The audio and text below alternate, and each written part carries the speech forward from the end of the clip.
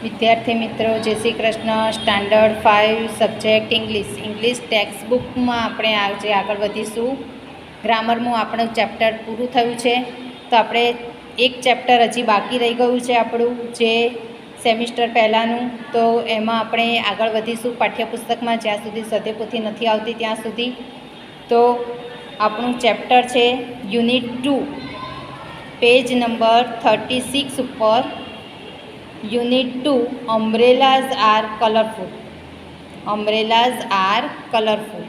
હવે એક્ટિવિટી 1, નીચેનું કાવ્ય સાંભળો, દોહરાવો અને ગાઓ. કે in the jungle standing near the lake, I saw a tiger looking at a snake. જંગલમાં તળાવ પાસે ઊભેલો મેં જોયો એક વાઘ સાપ સામે જોતો. બરાબર, looking at a snake. In the jungle swimming with a smile, I saw a big green crocodile. જંગલમાં હસતા હસતા તરતો, સ્માઇલ એટલે હસવું અને સ્વિમિંગ એટલે તરતો. જંગલમાં હસતા હસતા તરતો, આઈ saw a big green crocodile. મેં જોયો એક મોટો લીલો મગર. કેવો મગર? ક્રોકોડાઇલ એટલે મગર, ગ્રીન મગર. ઇન ધ જંગલ roaring loudly, I saw a lion sitting proudly. મેં જોયો જંગલમાં, ઇન ધ જંગલ એટલે જંગલમાં, રોરિંગ લાઉડલી એટલે કે મોટેથી ગર્જના કરતો મેં જોયો એક સિંહ. કેવો? Proudly sitting. Proudly sitting. Proudly એટલે ગર્વથી બેઠેલો, સિટિંગ એટલે બેઠેલો. ઇન ધ જંગલ ડ્રાઇવિંગ ડાઉન ધ પથ, આઈ saw a hippopotamus taking a બાથ. જંગલમાં રસ્તે હંકારતો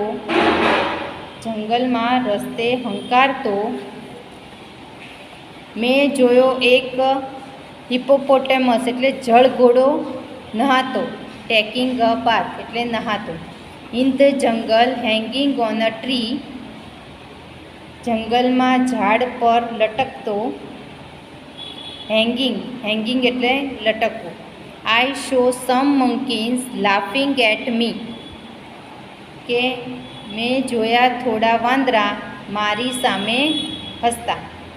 આઈ શો સમ મંકીન એટલે મેં જોયા થોડા વાંદરા. In the jungle on a branch in a tree. જંગલમાં એક ઝાડની ડાળી પર, બ્રાન્ચ એટલે ડાળી. I hear some parrots talking to me. મેં સાંભળ્યા થોડા પોપટ મારી સાથે વાતો કરતા. તો આ છે એ તમારે નોટબુકમાં રાઇમ્સ લખવાની છે. બરાબર છે. પછી જો એક્ટિવિટી 2, સરખા પ્રાસવાળા એટલે રાઇમિંગ વર્ડ સાથે જોડવાના છે. તો લેક તો સ્નેક, લાઉડલી તો પ્રાઉડલી, મી તો ટ્રી, મી તો ટ્રી, પથ તો બાથ, પાથ તો બાથ, સ્માઇલ તો ક્રોકોડાઇલ. બરાબર છે. તો આ રીતે તમારે રાઇમિંગ વર્ડ સાથે જોડવાના હતા. હવે ચિત્રો જોઈ ખાલી જગ્યાની વિગતો પૂર્ણ કરો. હવે જો શું આપેલું છે, ચિત્ર જોઈ ખાલી જગ્યાની વિગતો પૂર્ણ કરો.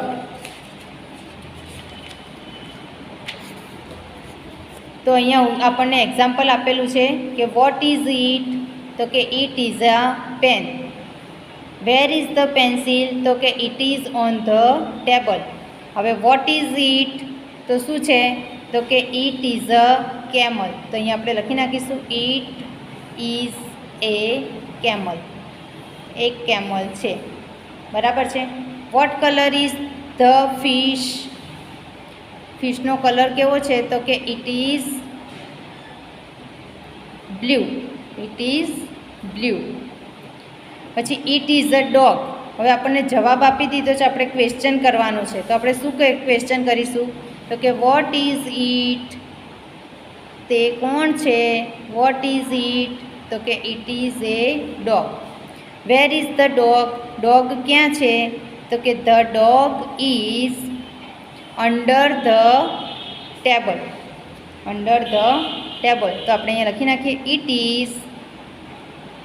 ધ ડોગ ન લખીએ તો આપણે એની માટે ઇટ વાપરી શકીએ, તે. બરાબર છે. વારંવાર ડોગ ન લખતા આપણે શું વાપરવું પડે? It is. નિર્જીવ વસ્તુઓ માટે અને પ્રાણી પક્ષી માટે ઇટ ઇઝ વપરાય છે. It is under the table. Vote colour is the umbrella? Vote colour is the umbrella? તો અમ્બ્રેલાનો કલર કેવો છે? તો કે ઇટ ઇઝ, કેવો કલર છે? તો કે પિંક. તો ઇટ ઇઝ પિંક. બરાબર છે. હવે પેજ નંબર આગળ જોઈએ.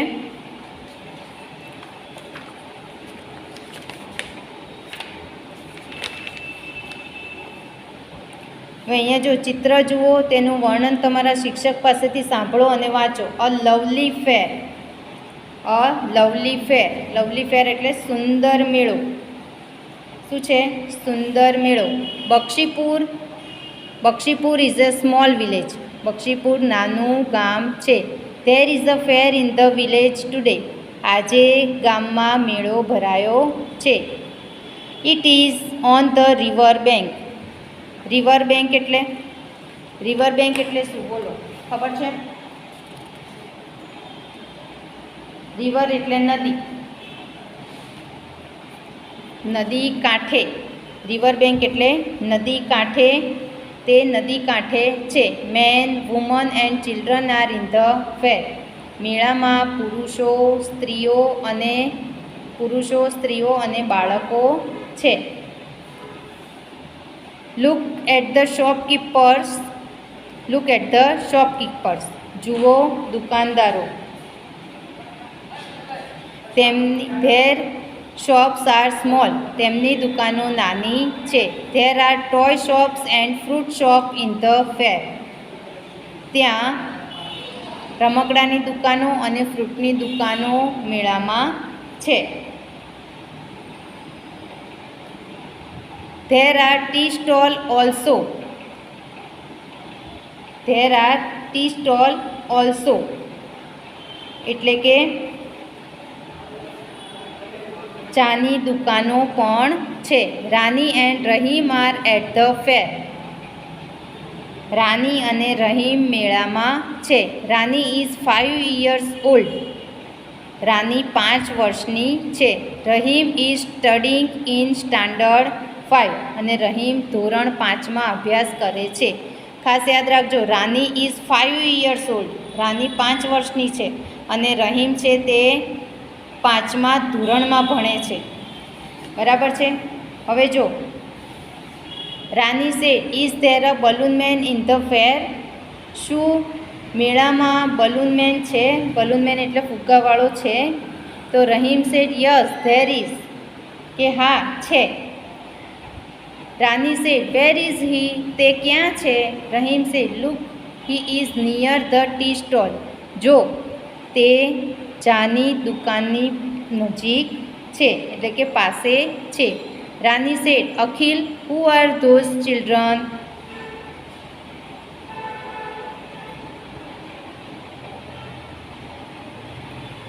અખિલ હુ આર ધોઝ ચિલ્ડ્રન. હવે અખિલ નહીં પણ રહીમ આવે છે અહીંયા. બરાબર, રહીમ જોડે વાતો કરે છે તો રહીમ જ આવવું જોઈએ.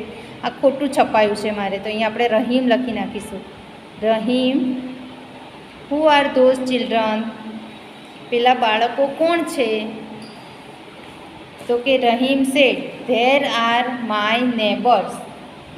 શું કહે છે? There are my neighbours. તેઓ મારા પડોશી છે. They are Ashif, Joseph, Vedant, Bhavik and Nachiketa. તે આસિફ, જોસેફ, વેદાંત, ભાવિક અને નચિકેતા છે. What are they looking at? તેઓ શું જોઈ રહ્યા છે? તો રહીમ સેડ કલરફુલ બલૂન્સ. તેઓ રંગીન ફુગ્ગાઓ. Rani said what is that Rahim? પેલું શું છે રહીમ? તો કે it is called a merry go round. શું કહે છે કે it is called a merry go round. તેને ચકડી કહે છે. It is small. તે નાની છે. જો આ મેરી ગો રાઉન્ડ. બરાબર. Look at the giant wheel near the merry go round. The giant wheel એટલે મોટી ચકડી. ચકડી પાસે ચકડોળ. હવે મોટી ચકડી ન કહેતા આપણે ચકડોળ કહીએ. આપણે એને શું કહીએ? ચકડોળ. કે જો ચકડી પાસે ચકડોળ જો. ઇટ ઇઝ હ્યુજ એટલે તે વિશાળ છે. Rani said let's buy ice cream. કે ચાલો આઈસ્ક્રીમ ખરીદીએ. Where is the ice cream stall? Ice cream stall ક્યાં છે? કે આઈસ્ક્રીમની દુકાન ક્યાં છે? તો Rahim said it is under that tree. તે પેલા ઝાડ નીચે છે. Near the giant wheel. ચકડોળ તે ચકડોળ પાસે ઝાડની નીચે છે. Rani said let's go there. ચાલો ત્યાં જઈએ. I will take a big cup. હું એક મોટો કપ લઈશ. Rahim said okay. સારું. હવે પેજ ફેરવો. એની પાછળ જો પેજ નંબર 40 ઉપર Rani said who is that man? પેલો માણસ કોણ છે? તો કે Rahim said he is a juggler. શું કહેવાય છે? જગલર. કે તે હાથ ચાલાકી કરનાર બાજીગર કહેવાય. શું કહેવાય? જે જાદુ બતાવે એને શું કહેવાય? જગલર કહેવાય. That is a box in his hand. તેના હાથમાં એક ખોખું છે. It is empty. તે ખાલી છે. There are balls near him. તેની પાસે દડા છે. Bottles are on the table. જો bottles are on the table. Bottle table ઉપર છે. રાની સેડ્સ Rahim look at that girl. શું કહે છે? Look at that girl. કે પેલી છોકરી જો. She is a rope walker. તે રોપ વોકર છે એટલે કે દોરડા પર ચાલનાર છે. શી ઇઝ ઓન ધેટ રોપ. તે પેલા દોરડા પર છે. There is a long bamboo in her hands. તેના હાથમાં લોંગ બાંબુ એટલે લાંબી લાકડી કે લાંબો વાંસ છે. That is her father. પેલા તેના પપ્પા છે. That is his drum. પેલો તેમનો ઢોલ છે. ડ્રમ એટલે ઢોલ. રહીમ સે વાવ ઇટ્સ અ વન્ડરફુલ ટ્રીક. શું કહે છે? વાવ તે અદ્ભુત કરામત છે. ટ્રીક એટલે કરામત અને વન્ડરફુલ એટલે અદ્ભુત. બક્ષીપુર ફેર ઇઝ અ લવલી ફેર. બક્ષીપુરનો મેળો એક સુંદર મેળો છે. બરાબર છે.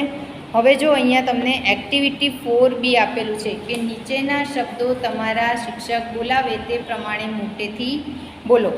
તો તમારે અહીંયા મારી જોડે બોલવાનું છે કે a bazaar, women, neighbours, a giant wheel, a merry-go-round, an ice cream stall, a lovely fair, a long bamboo, a rider, a tea stall. બરાબર છે. હવે જો તમારા નીચે શબ્દોની જોડ તમારા શિક્ષકની મદદથી મોટેથી બોલો. હવે આપણે જો જે રીતે આપણે શું કરેલું છે ગ્રામર બુકમાં કરેલું છે આપણે, બરાબર છે. આ એકવચન અને બહુવચન, plural and singular and plural, તો એ રીતે અહીંયા કરેલું છે, બરાબર છે. તો જો એ શોપ તો શોપ્સ, અ ટોય તો ટોયસ, અ સ્ટોલ સ્ટોલ્સ, બોલ balls, book books, cat cats, dog dogs, Apple apples, orange oranges, hand hands, kite kites, driver drivers. હવે આ જો અધર અલગ જે પડે છે, મેન તો મેન, વુમન તો women, postman postman postman, policeman policeman, child તો ચિલ્ડ્રન, વાઇફ તો વાઇવ્સ, નાઇફ તો knives knives, foot feet, tooth teeth, ડિયરનું ડિયર જ થાય છે, માઉસનું માઇસ થઈ જાય છે અને ઓક્સનું ઓક્સન થઈ જાય છે. હવે ઉપરની શબ્દ જોડની યાદીમાંથી પાઠમાં આવેલા શબ્દ તેની જોડ સાથે નીચેના કોષ્ટકમાં લખો. હવે આપણે જે ઉપરની જોડમાં જે અંદર આવેલા છે તે આપણે લખવાના છે, બરાબર છે. તો ઉદાહરણ આપેલું છે કે વુમન તો વુમેન, પછી શોપ આવે છે, બરાબર છે. તો આપણે શોપ લખીશું, તો અહીંયા આપણે એ શોપ અને અહીંયા લખવાનું છે શોપ્સ. પછી એ ટોય, ટોય આવે છે ને, ટોય શોપ, તો અહીંયા લખવાનું છે ટોયસ. પછી સ્ટોલ તો એ સ્ટોલ, તો આ રીતે તમારે શોધીને લખવાનું છે, તો અહીંયા લખવાનું છે સ્ટોલ્સ. પછી બોલ આવે છે તો કે હા એ બોલ, તો કે બોલ્સ. પછી બુક આવે છે તો કે ના, કેટ ડોગ એપલ ઓરેન્જ. પછી હેન્ડ આવે છે તો કે હા, તો અહીંયા લખવાનું એ હેન્ડ, તો અહીંયા લખવાનું છે હેન્ડ્સ. પછી કાઇટ ડ્રાઈવર નહીં, પછી મેન તો કે હા એ મેન, તો અહીંયા લખવાનું છે MEN મેન. પછી વુમન પણ આવે છે, પણ વુમન અહીંયા ઉપર આપી દીધેલું છે, બરાબર છે. પછી પોસ્ટમેન પોલીસમેન નથી આવતા. પછી ચાઇલ્ડ, તો આપણે અહીંયા લખી નાખીશું ચાઇલ્ડ, તો અહીંયા લખવાનું છે ચિલ્ડ્રન.